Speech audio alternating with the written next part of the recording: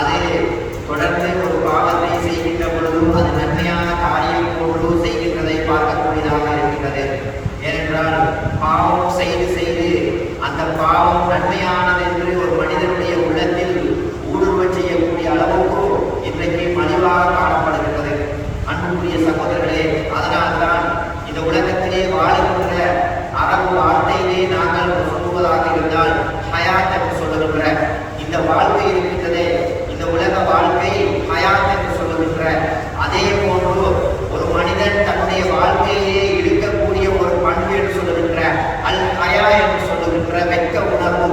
இந்த ஹயாவும் ஹயாத்தும் இந்த இரண்டும் ஒரே அளவு உள்ள சொல்லிலிருந்து நாங்கள் பார்க்கக்கூடியதாக இருக்கின்றது. அல் ஹயா அது வெட்கம், அல் ஹயாத் வாழ்க்கை.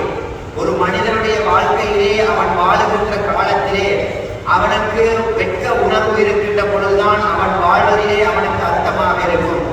அவனுடைய வாழ்க்கையிலே வெட்கம் என்ற ஒன்று அவனை விட்டு விடுமாக இருந்தால், விலகி செல்லுமாக இருந்தால் அவன் வாழ்ந்ததிலே இந்த உலகத்திலே அர்த்தமற்ற மனிதனாக மாறிவிடுவான்.